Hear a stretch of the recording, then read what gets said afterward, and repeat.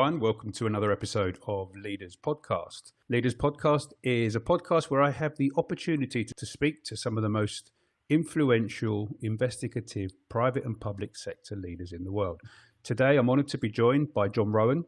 John Rowan will introduce himself in a moment, but he's had a very extensive career in the public sector and now works in the private sector. So, John, welcome to the show. Just introduce yourself, please. Thanks, Mike. I'm glad you're happy to be here today. And like I said, I had a long career in the public sector. I spent nearly 31 years in law enforcement with the Suffolk County Police Department in New York. I spent over 20 years in a supervisory capacity, eventually rising to the rank of chief of detectives for the entire department, where I oversaw a division of 500 personnel, and we investigated approximately 10,000 cases a year.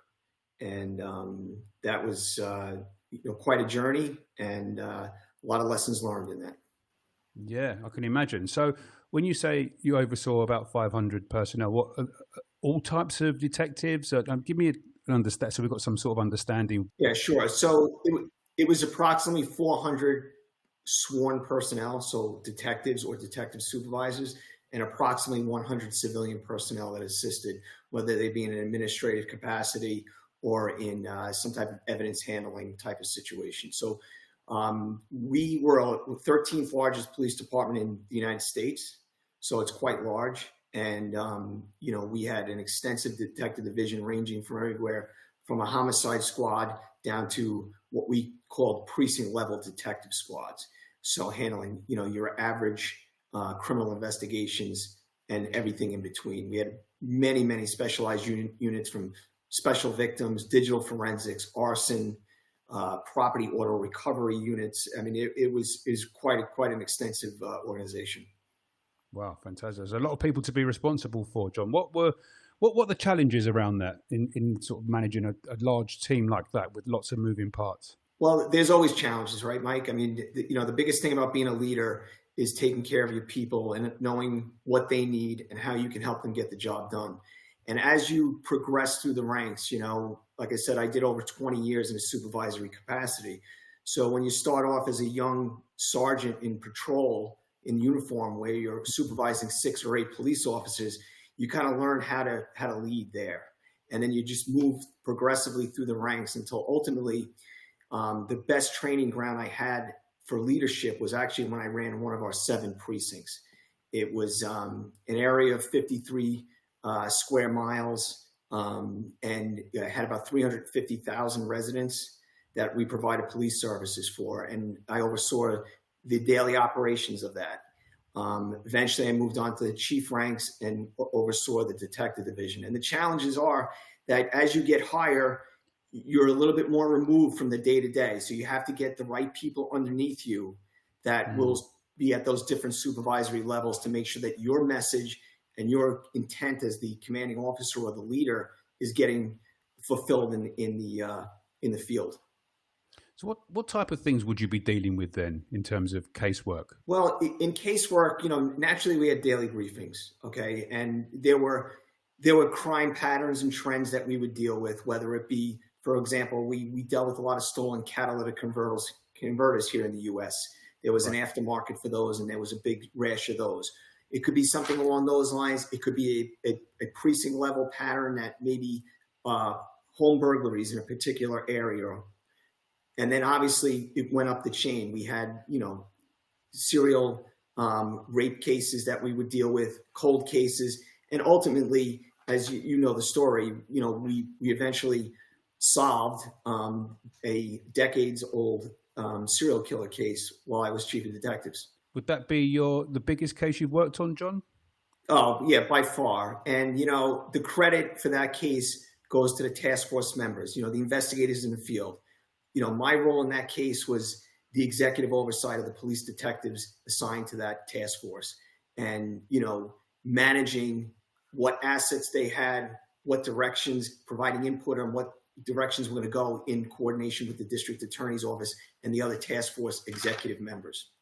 Are you able to go into that case a little bit and just sort of outline what it was and a bit of the background? Yeah, in brief, it's been all over the national news. In fact, there's a number of documentaries on Netflix on it now. I would caution that the true story is not always portrayed in Netflix documentaries, and I'm hoping that somebody takes the opportunity to actually do one that's on point, because there was some misinformation, as you can imagine, in some of these. But essentially, we discovered some human remains in 2010 in an area of Long Island called Gilgo Beach. That led to the discovery of additional human remains in this general vicinity of this Barrier Beach area along the southern coast of Long Island, right along the ocean side. The investigation, I don't want to say stalled, but it continued with little progress over a number of years through different administrations. I had a touch on it initially when the remains were discovered. I was a lieutenant overseeing our special operations units, of which included both the K-9 unit and the crime scene unit and the aviation unit, who were deeply involved in the discovery of the remains and the recovery of the remains. Fast forward, I was then overseeing the homicide squad a number of years later as a deputy inspector. They were one of the units under my command. I got involved in that case again. And then ultimately, as the chief of detectives, when the task force was assigned, I again took that executive role of police detectives oversight. So we had this case. We had some remains. We collected some DNA. We had evidence. There was a number of investigative steps that went on through the years, ultimately leading to the identification of one individual that was responsible for initially 6 homicides. And we were able to link them through some DNA analysis, familial DNA analysis, as well as some other corroborating evidence, including cell phone records and other investigative measures that I really can't get into too right now because the case is still ongoing. But we were able to identify, and as a matter of fact, yesterday was the 2-year anniversary of the arrest of that individual. So that case is still ongoing.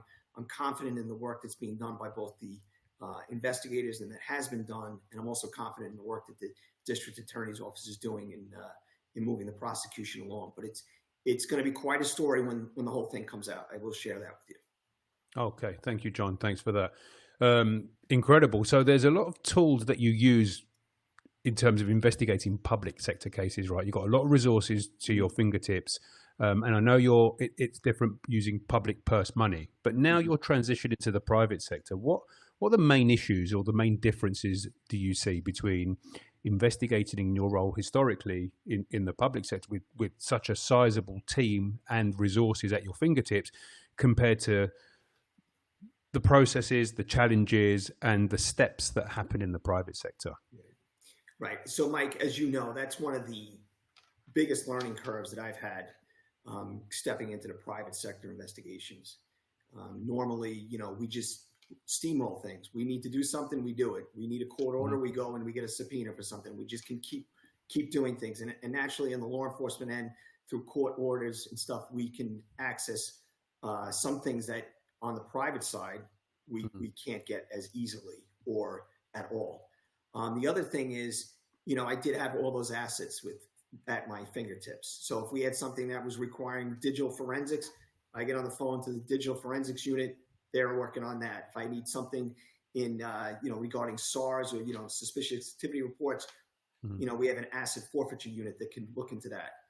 Not having that at your fingertips in the private sector is a little different. And I'm learning to navigate my way through that. And what I've learned is that these investigations generally transcend borders, whether it's here in the United States or especially with conflict overseas.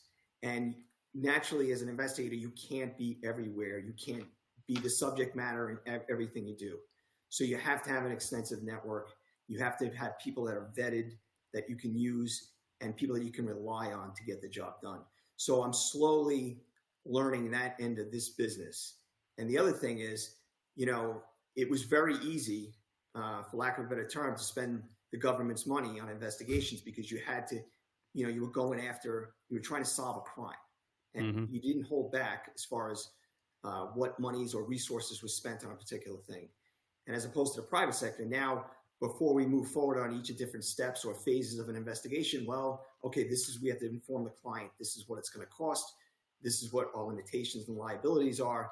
Do you want to proceed? And if so, well, we're going to need to have that funded. So that was a learning curve, and it's something I've been adjusting to.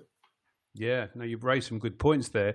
One point is the spending. So I know this side of the pond, some of the sort of police departments here and law enforcement, they're stretched in terms of one, capacity, with lots of fraud cases, for example. Maybe not every single one isn't investigated to its full capacity because just the volume of work there. But secondly, justifying what, let's say, proportionate investigative measures are deployed per case. Is that the same in the US, or do you have a little bit more free rein in terms of deploying, say, numerous investigative tools and resources to crack a case? Well, I think, what is, Mike, at each level of supervisory, or at least at each level of a supervisor I was at, you definitely had some sort of budgetary oversight and constraints. And ultimately, when I was the chief, naturally, that was something I dealt with daily. I mean, we did not have a blank check. However, you have to manage that as you would in the private sector, manage the client's money. So that there's similarities there. However, in regards to your question, yes, there is always, you look at each case on an individual basis and you dedicate the resources necessary to solve the case. Now, are there some cases that that, we're going to just dedicate all the resources we need no matter what? Let's say in the case of a homicide, we're not telling any homicide investigator that, no, you can't do this, you can't travel here, you can't do this. It's all hands on deck. Now, we have a grand larceny of some mail from somebody's mailbox. Well, okay, you know what? We're going to put the appropriate steps in, try to resolve it as quickly as possible, and hopefully come to a successful outcome. But the steps that we're going to take on that would not necessarily match. Everything is proportionate to the level of crime and actually, and in some cases, the level of solvability that maybe is apparent. Yeah, good point.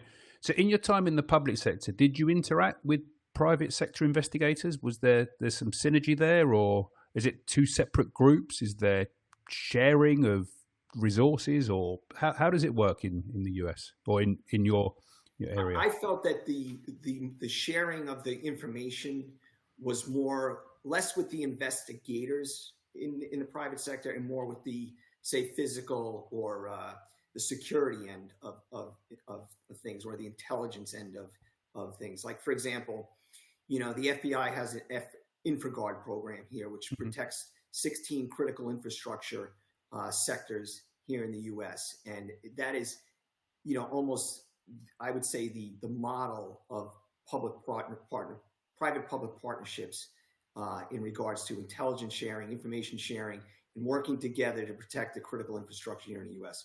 So, like, for example, we had cases involving attacks on the power grid while I was the chief. And naturally, we were then coordinating with the investigators from the power company and trying to utilize their resources as well as ours to work together to successfully have a case concluded. And ultimately, we were successful in that situation.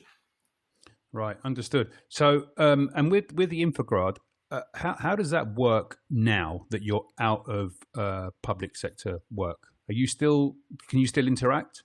You can still interact, yes. And in fact, there's on their website, the InfraGard website, which I recommend people look at, especially in the private security industry, because there is a lot of intelligence out there. And as you know, intelligence can't be put into silos, in my opinion. It needs to be looked at broadly and overall, because what may be happening in a particular sector over here could have repercussions or implications on a sector over here. But if you go on their website, there's certain parameters that you need to complete to be part of the InfraGard system. It's it is open to people in the public sector, and I recommend that people visit the website and get involved in that, because the more that are involved, the more information there is, the more information sharing there is, and then there's the greater capacity to either prevent or solve crimes against our infrastructure. Fantastic, fantastic. And are there any associations in the private sector now that you're part of? Yeah. So the first one I'm involved in, or I should say I'm a member of, is the American Society for Industrial Security, ASIS. I find them to be a very good resource in regards to networking. The other one is in 2009, I went to the FBI National Academy. And what that is that's a 10-week leadership program that's held in Quantico, Virginia at the FBI Academy. And it's open to law enforcement leaders from across the world. And it is essentially, when you come out of there, you join a network of, to me, the most powerful law enforcement network in the world. And like most of us in law enforcement, when we leave, we then go to the private sector. So it not only is the strongest law enforcement network in the world, but to me, it's one of the strongest public-private networks in the world, because people like myself are now still members of the organization. For example, right now, I'm the 2025 president of the New York State and Eastern Canada chapter of the FBI National Academy Associates. And the resources and the networking that we can use, even in this current role. And I can share a quick story about how I use that networking for a case with in the private sector. It's invaluable. And a real quick case. Yeah, please go ahead. We had one where there was some records were needed to be obtained from out of state, and it was a short notice. It was sort of due to it was a background check on some individuals. They needed to know real quick, and we contacted the court. We had an agent go to the court and try to get the records. The records couldn't be found. But we knew that there was an arrest of this individual. But our client could not make a decision based on us without having the records and having a specific idea of what exactly was involved. So it was the weekend on Friday, we couldn't get the records. The courts looked everywhere. So finally, on Saturday, I reached out to a contact in that state who was a police chief. That police chief hooked me up to another police chief who accessed their internal records to give me the information that we needed to provide the client to make their decision. And, to me, that's just a prime example how on a weekend, with very little information, not knowing either one of those police chiefs personally, just accessing it through my network, saying, hey, this is who I am. I'm a fellow graduate, fellow, chapter member, and it worked beautifully. And that's just one example. Right. Fantastic. So you're, like you said earlier, as strong as your network, right? So it's creating these relationships. Yeah. I mean, Mike, and that's what I'm finding in the private sector, very much so. I mean, we need to locate and identify subject matter experts in different things, such as TSCM or fraud investigations that we can rely on, that we're confident in their work product, confident in their abilities and their trustworthiness to provide us with a proper investigation in regards to that particular area that we can then, give to our client. Do you see the similar sort of trends with private and public sector in terms of types of cases that were coming in, or a completely different environment now that you're working in the private sector? Well, Mike, I think it's a little bit of both. I mean, we've had some cases here where, are simple, theft cases. We've had some cases involving, marital disputes. So I can see some similarities there. But then there are other cases which, I had no real experience with. And some of them had it, with, corporate mergers, corporate takeovers, some other frauds that were committed in, maybe in terms of corporate espionage, which I had, had no idea really existed. But I will say, when I took over as chief of detectives, we had what was called the computer crimes unit. Right. And I didn't view them as just investigating computer crimes. I viewed them as a forensics unit that could download phones, get information, and assist other investigative commands. So I reformed them into the digital forensics unit so that they could actually perform those tasks, and was more aligned in their name was more aligned with what the work they're doing. And I see that in the private sector, digital forensics, whether it be from a cell phone, a tablet, a computer, are invaluable The other thing I see is that, obviously video it was key in all our investigations in the public sector. Certainly, it can be very, very useful and very, very powerful in the private sector as well. Mm-hmm. And it's something that we need to manage. And lastly is like I said, the assets. I didn't see a lot of that in the public sector, other than assets we were seizing, say on a drug investigation or some other type of financial investigation. But those are really compartmentalized, and we had specialty units that did those. But I do see that there's some similarity in finding assets and locating them to provide a client information, say in regards to a pending litigation. Yeah, exactly. What advice would you give fellow public serving law enforcement guys who are thinking about a career in the private sector? What challenges do you foresee them having, and what layers of advice could you do to prep people considering a change? Right. Well, the first thing I would say is the private sector, whether it's investigations or security, is vast, and it's very different. And I think that what you have to do is you have to identify which specific area of interest you have and where your strengths lie. For example, if you look at a lot of job openings in the private sector, a lot of them are cybersecurity based right now. And that's obviously a huge part of private investigations and security now. So if I were to recommend to somebody, I would say, get familiar with and or trained certified in cybersecurity. Even if you're not interested in that, it's something good to have in your back pocket. The other thing I would say is get involved in your local networking groups, such as ASIS, the local chapter. Meet the people in there, learn what the business is about, learn the different facets of the different businesses to find out where you think your strengths lie and how you can contribute to an organization.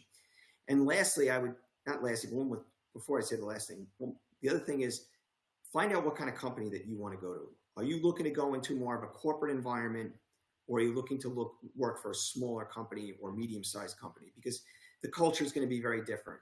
And the culture is going to be very, very different no matter where you go from law enforcement. So you have to be prepared for that. And, the last thing I would say is just really think long and hard about when you make that decision, because when you make it, it's done, right? It's like firing a gun. It's the bullets down range at this point. So now you have to go ahead and go do it. And it may take some time to get used to how the private sector operates as opposed to how the public sector operates, particularly in dealing with personnel issues, budgets, investigative resources, the whole thing like we discussed. Yeah, good point. And just to spin it on its head, what's the most frustrating thing that you, from having the career in your public sector career, coming into the private sector, what would be the most frustrating thing for you to deal with?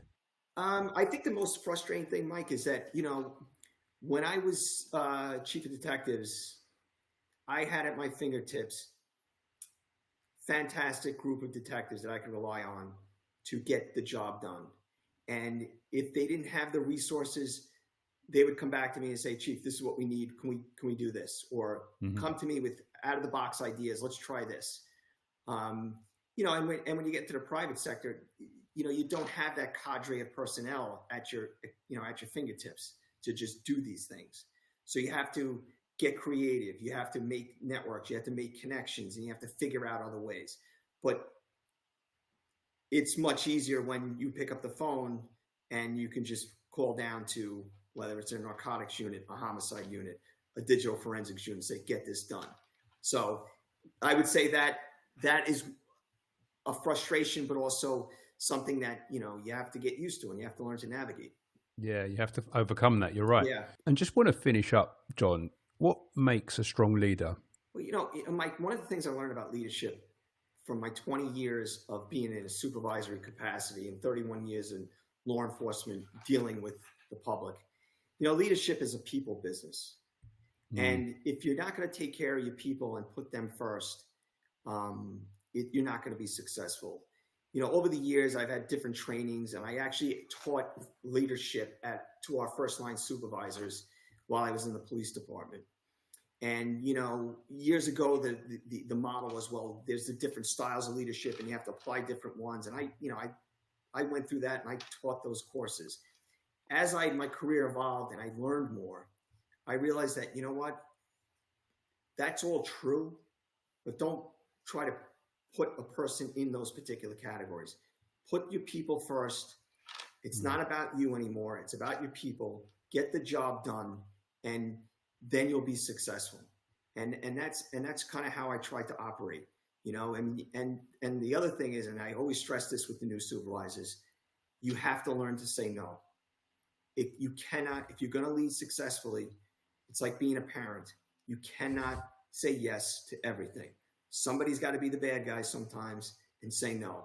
And it's just part of it. And the people that are doing the job and working hard for you every day, they understand and will appreciate when you can say yes, and they'll understand and appreciate when you say no, because you are out for their best interests. Yeah, some good pieces of advice there. And sometimes it's difficult to say no. We've all been there, John. And you need to be strong. But it's been great talking to you, John. Thank you very much for your time. We're going to wrap things up here. If you want to contact John Rowan, his details are coming up on the screen now. You've been speaking to John Rowan, Senior Vice President, Conflict International. Thank you very much, John.